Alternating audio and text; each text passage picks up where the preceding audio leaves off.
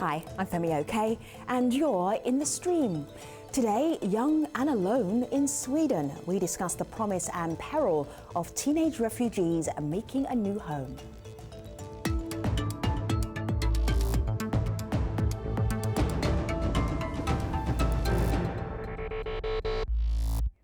If you're young and a refugee, Sweden is pretty much the gold standard for where you might want to go in Europe. Malika Bilal, what do you have online? What are people saying about this? Well, we posed that question to people in Sweden, asking them how people there are reacting to young refugees coming in. We got this answer, several answers, but this is one of them out of Stockholm. This is Razan, who tweets into the stream. Reactions are mixed. We see many from civil society volunteering in solidarity with refugees, but we also see a trend regarding increased racially motivated violence. Refugee accommodations are burned down each and every day. So that's one perspective. We'll get some other on our panel today. We also, of course, want your help. You can tweet us with hashtag AJStream.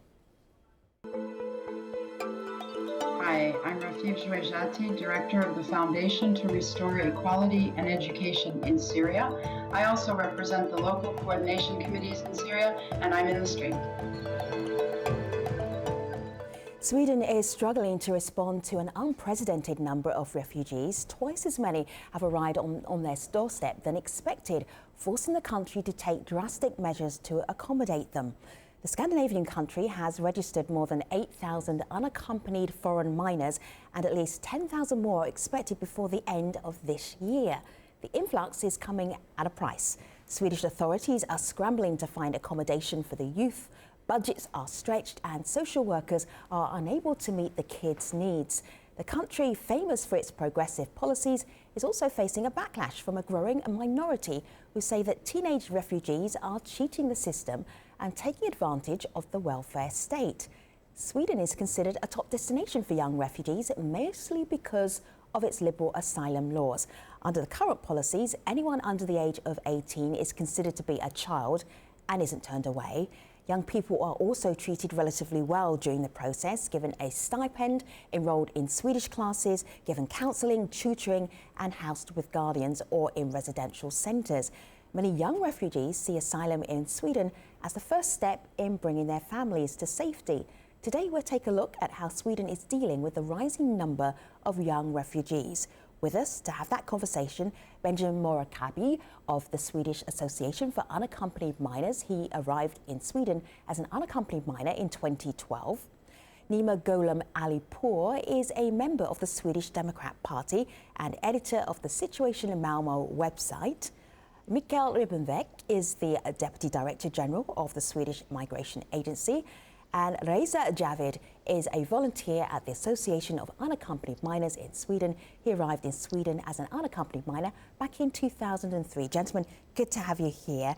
Mikael, I'm trying to imagine. I'm a young teen.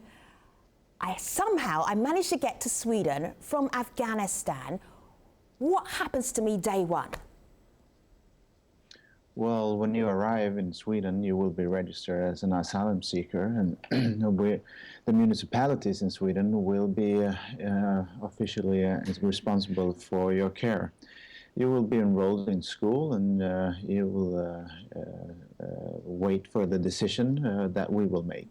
I also have to just correct the numbers. Last year we had 7,000 unaccompanied minors in Sweden. Sure. This year we're well over 20,000, and our forecast is unaccompanied minors, Mikael?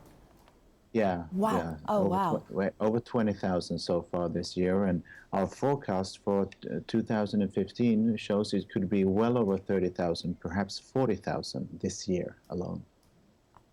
Goodness me, I mean, that literally took my breath away. Thank you for updating those numbers for us. How prepared were you for these many youngsters coming? Now, we had a forecast in the beginning of this year of 8,000 kids, and we raised that assumption this summer for 12,000. That was a bit. That was a high number for us, Sure. but now we have completely different numbers. So this is unprecedented in Sweden, and of course there's no other country in Europe that is even comparable to that. Right. Benjamin, you made that journey just a couple of years ago. What did you hear about Sweden that made you go, I'm heading to Sweden? I was actually in Sweden whole summer 2009. I was here for visiting my sister and her husband, and there I saw the people who actually cared about others, people which was good-hearted, and that was the most things I learned in Sweden. Ah, so you like the people. Yeah, actually. Malika? This is a video comment that I want to play here on why Sweden is so welcoming and what happens to some of the people like you, Benjamin, who arrive. This is Faisal who sent this into the stream. Sweden has earned an international reputation for respecting human rights and offering protection for asylum seekers. I think personally that the Swedish society treats well their young refugees with regard and care. It also treats them well during the application process relatively to other countries where the conditions and requirements are really harsh and uninviting. So Reza, he mentioned several times that Sweden treats people well. What are some of the young people telling you that you've worked with about their reception, about their welcome? What is life like for them? Yeah, the formal reception is very well, and as others also have mentioned, there are schools, lodging, and many more accommodations. So it is good, and many people choose Sweden because they think that they can have a better future. It is that they can build back their destroyed or their destroyed life. Many people come like from war-torn countries, so it is a new chance. You can say that the Swedish Migration Board or the Swedish society give new chance. But there is also a problem when it comes to people feeling lonely. So many people feel lonely, and many people living in smaller areas find it harder to get into connection, in contact with the neighboring people in that area. So that is a problem. But when it comes to reception, formal reception, it is very good. Nima, this sounds remarkable. Are you proud of Sweden for doing this? I mean, youngsters from around the world, they want to come and live with you. Your reaction? Yes, but there are some facts that just was wrong. In my city, in Malmo, I have gotten reports that more than half of the migrants that are coming are not being registered because the migration agency doesn't have they don't have the capacity, and more, 100 are coming every day, and only 40 are getting registered.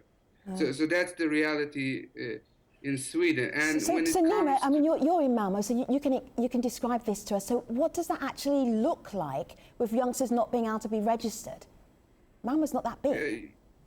I was in the bus today, and you see like refugees going around in Malmo from one place to another, and Malmo has a big black market. Like you can get a job, somewhere, and get a low salary. So people can get jobs. They can get really bad housing. And the thing is that you don't get a second chance in Sweden. You don't get that chance. So Nima, I'm just trying to imagine what all these children doing, wandering around unregistered. Are there children everywhere? Mikkel, you can help us out with this. No, let's get the facts straight here. Of course, when there's 10,000 people coming each week to seek asylum in Sweden, of course there are registration balances. We have over 2,000 kids coming every week, mostly in the southern part. The registration balance is the balance of asylum seeking, the asylum application. Every kid is registered. They get a place to stay and a place to live. Then you have some kids that are not choosing. They're on their way to Finland or Norway. They're not choosing to acknowledge themselves to us. That's another thing. Everybody that comes to us will get an accommodation place, and they're not running around in streets in that way that's described. That's not true. We got children here in Sweden. They're living in schools because there is a housing crisis in Sweden. That's not true. That's true. That's true. No, that's not true. I got reports that the children are living in schools. That's correct. True. Yeah, that's true. correct. But they're right? registered. And that's not in a the school streets. is not a house. No, that's correct. So we It's have not a house, gym but halls and things like that. Yes, but that's they do correct. as best as they can. Just they do as Yeah. best as they can. Yes, but you and don't get a I second know. chance in Sweden if you start with living in schools and you don't get a job. I mean, what are you It's going to better do to if you die don't in have a war. house? That if you don't that have is the only. I think it's Excuse much me, better but to that die, is temporary. It's much better than die in the war, isn't it? I can sleep in the school, but I don't want to die. But they're going through the entire Europe. They're not coming directly from war-torn countries. All right, so- Turkey is not in war. Yeah, but they come to Sweden because they want to stay. In many other countries, they have not the opportunity to stay. They are rebuffed, maybe rejected, and they fear to be sent back. So that's the reason they come so far to Sweden, because they want to start. Reza, what kind of life is it when you come to a country, you don't get a real house, you live in a school, and when you But that is only temporary. That is temporary. School, you have a lot of problems, and now we don't got the teachers to take all these migrants. That's facts. You know, I'm not making this up. We have because Gentlemen, let me As just see what the Michael- community has yeah. to say on this. We'll come back to this point because this is really about Sweden actually being overwhelmed by not just minors, but refugees. Malika, where do you want to take us? Exactly. Well, since at the beginning of the show we talked about how welcoming Sweden is, there are people online who do want to point out some of the things that aren't so welcoming, and one of those is some of the arson attacks that have been happening on accommodation centers. So take a look at just two tweets that we pulled out. This one person says that these are disgruntled locals who are venting their frustration. You see another person saying, well, we need to do something about it, and then use the hashtag Say It Out Loud Sweden. There are more tweets where that came from. So Nima, what is behind some of these arson attacks? Because as you saw at the beginning of the show, one person tweeted it saying they're happening weekly, daily. Yes, and back in September, I wrote an article and I talked about these huge numbers and about Sweden. Sweden is a country where the majority of the cities don't have more than 20,000 people.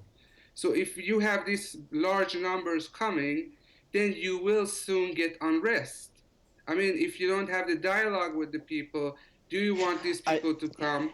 And you will get unrest. And I told it in September, and you know, it's not about you must have a dialogue with the people that these people are coming. Are we ready to do this together? And the people are saying no. I should point out that Nima's party is one part of the problem, because they are like the Lund local party association of this Nima's Sweden Democrat Party has put maps on the internet showing the accommodations where the migrants or the refugees live, and then 2 days later one arson attack happened in that city, in Lund. They are not taking responsibility. They say, okay, we just do it for informative purpose, but that is the question. Why do you do it? That's right, Reza. If you are That's not... right, actually. No, they put out those maps because when you build something in Sweden, you need permission. And it was about the permission issue. It just happened to be where the refugees were going to be living. Let me ask you this, Nima. Gentlemen, let me just share. You can say that in one Facebook page belonging to Sweden Democrats, you can see the Expo has revealed that many people have hailed those arson attacks and said that they are going to do more. And that Facebook page belongs to Sweden Democrats. All right, so take responsibility. So Reza, let me also share this with our international audience. So I'm looking here at the local, and there's a headline here that says, Nationalists to run global anti-refugee campaign. Now that campaign was quickly withdrawn in August. Basically it was telling refugees around the world, don't come to Sweden, wherefore? This is slightly problematic, Mikael, because what you're doing as a Swedish migration agency is trying to make that transition into Sweden work really smoothly. But what about public response? it has to be a joint reaction, doesn't it? It can't be just what the government is doing, it's got to be what the community around is doing too. How do you work that out?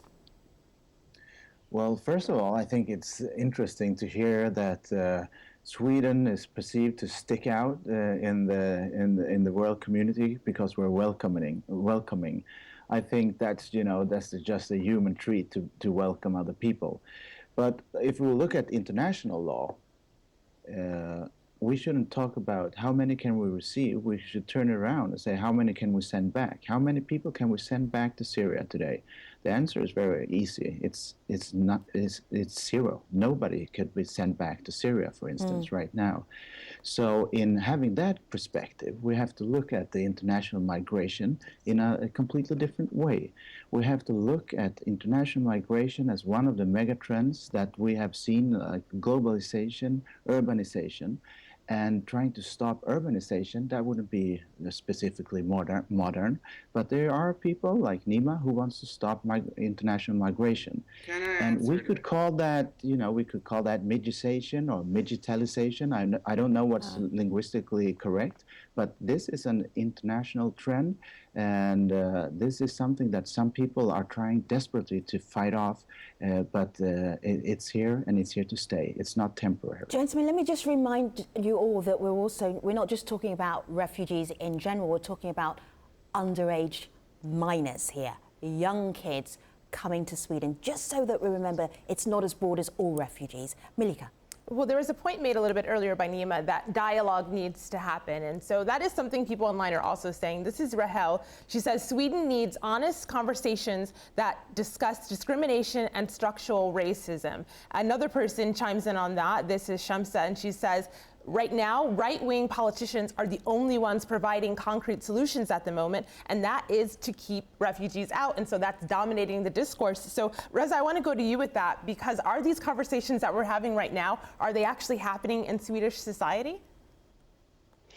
Well, conversations are taking place, but the government was obliged to have collaboration with the opposition parties. Now 6 parties have come together, and a new contract is going to be legislated. Is going to be proposed for the parliament to be legislated, and it is a bit. You can say that it is indication of becoming harsher for migrants.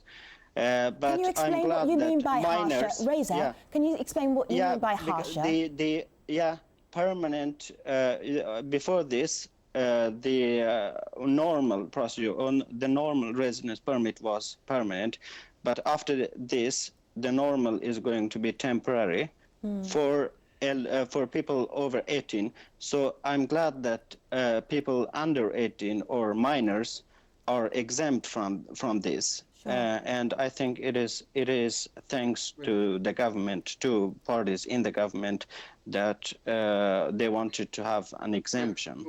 So that the minors get permanent residence permit. And families, if you come as a single to Sweden, then you get temporary residence. But if you come as a family, you still get permanent residence. So due to the children in the family.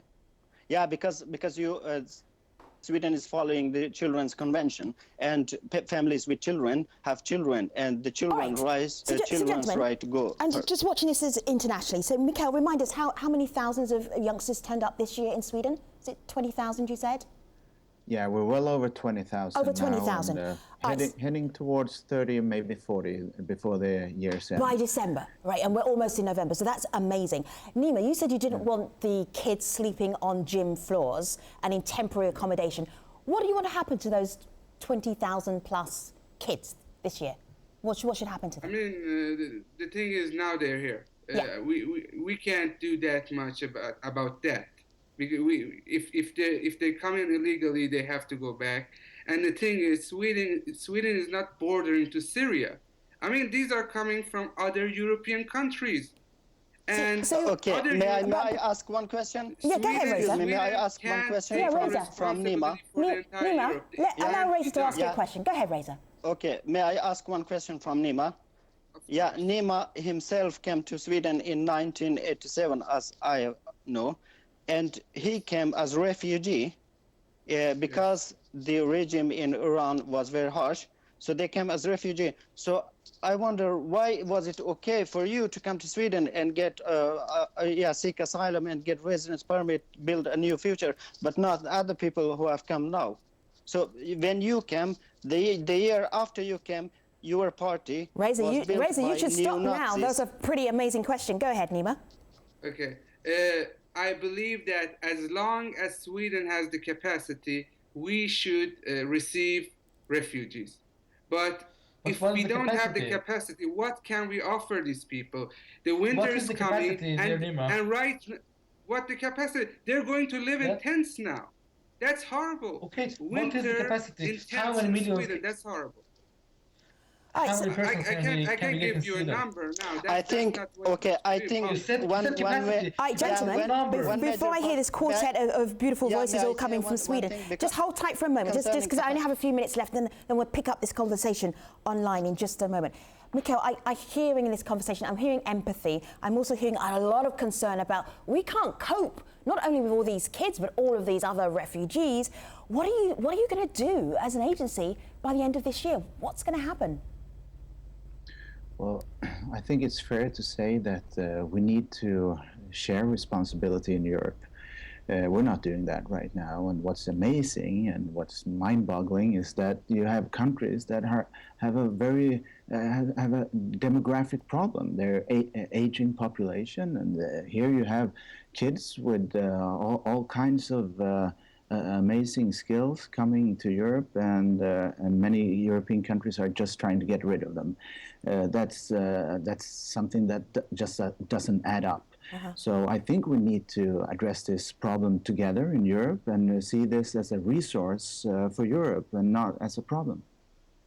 And also, when we're looking forward to the future, another thing that people are reminding us is that Sweden is already facing a housing crisis. So you have Mui here on Twitter. He says housing is a big problem for everyone. You may have to wait 4 to 5 years to get a place in small cities and more and even bigger ones. I see you nodding your head, Nima, but what do you foresee happening for 2016?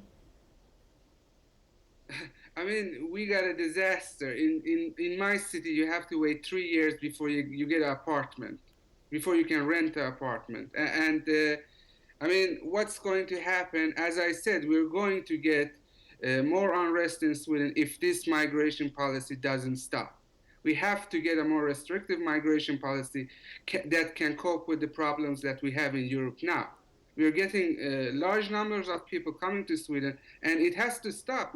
I mean, we can't do this like this year, but we can't do this during the entire next year. It's impossible. People will like get real angry in Sweden, and we will get unrest in the society, and that's not good for Sweden. That's not good for anybody. If Sweden wants to receive refugees in the future, we must get a migration policy where we can receive refugees under a controlled situation. I should say that fortunately Nima has not facts with his in his side, because migration has been very fruitful for Sweden, and 2 professors have researched and come to the conclusion that migration, if you say historically, migration has been very positive for Sweden, and about $1 trillion or $900 billion Sweden has gained from migration from 1950s until now. That's a positive angle on the numbers. So Nima and Benjamin and Mikhail and Reza, gentlemen, take a breath. You know that the government is borrowing money. End of the main show. I'm going to talk over them. Thank you very much for watching. We're going online at stream.aljazeera.com. You will hear the rest of Nima, Mikhail, Reza's and Benjamin's sentences and thoughts online. Thanks for watching.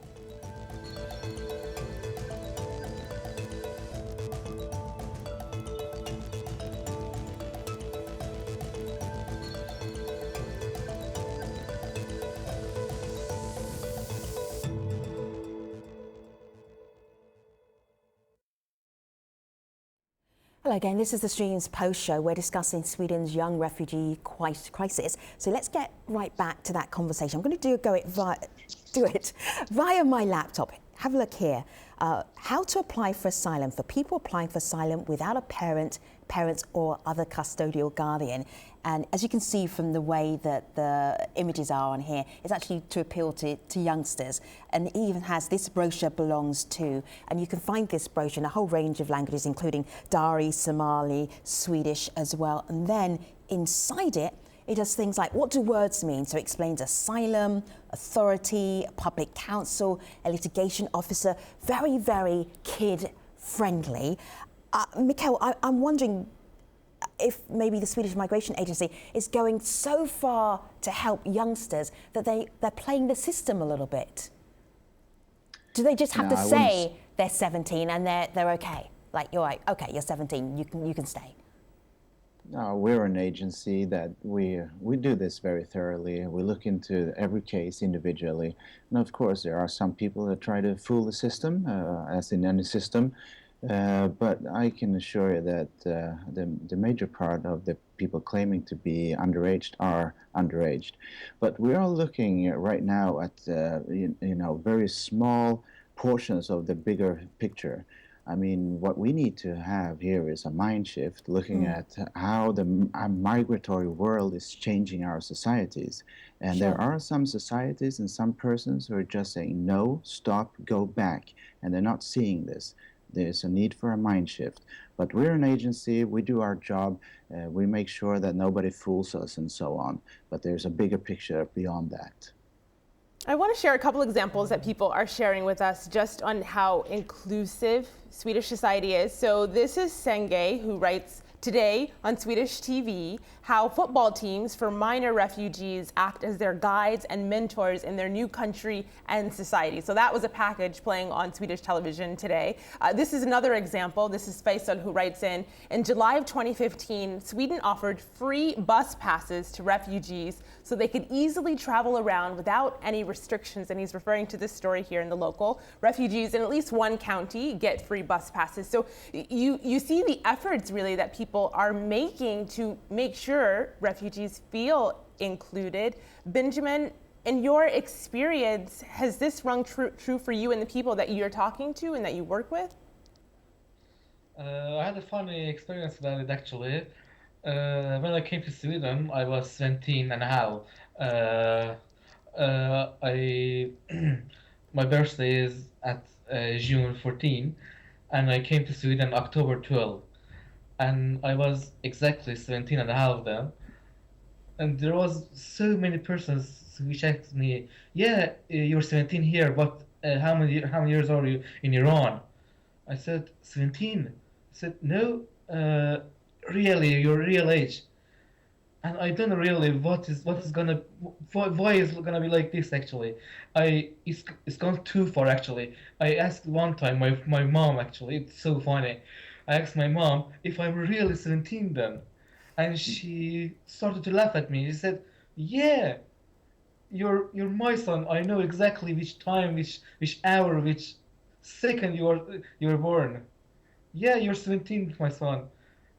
All the identification you have is exactly the day, the time, even the seconds.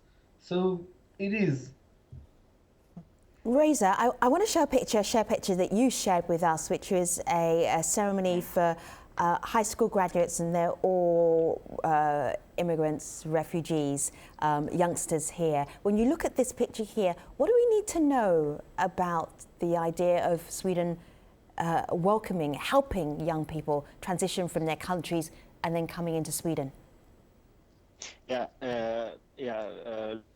Let's not forget that it is two sides. There are two sides. One is that the Swedish society and the Swedish government municipalities are trying to facilitate for the newcomers, minors, to get education and to come to jobs, but also that the minors themselves are very strong and pursue education. And some of them in this picture are those who have a very strong will, and after only 3-4 years they have managed to both learn Swedish and also to complete their high school studies and graduate. So this celebration was in the city of Malmö. About 20 people were there. And the Association of Unaccompanied Minors were those who arranged it. And it was as a form of appreciation, because in Sweden you have the tradition that families are going to schools and welcoming out their children when they graduate and celebrating. But these people, they have not their families. So instead of that, the Association of Unaccompanied Minors arranged this so that they don't miss their families so much, that they can enjoy together. So this was a very joyful moment, and I think it's going to be annual, and it's going to be in other municipalities hopefully soon. Malika, where do you want to leave us? I will take us back to Sweden for this last tweet from someone watching the show and then had these thoughts. You can take a look here at my laptop. This is from Jacob, who says, we're a fairly big country, a very rich country. We have the capacity. Welcome. Looks forward to be seen how long that can last. All right. Nemo's gritting his teeth. Benjamin, do you speak Swedish? Yeah, a bit actually. Yeah, I did. All right. How do I say thank you very much and goodbye, guess? Help me out. Tack så mycket. Hej då. Exactly. That's exactly what I was going to say. Thank you to Benjamin, to Nima, to Mikkel and Reza. A really interesting conversation. And I know this conversation, this debate is not over yet because the issue is not over yet. But thank you very much for being on the stream today. Take care, everybody.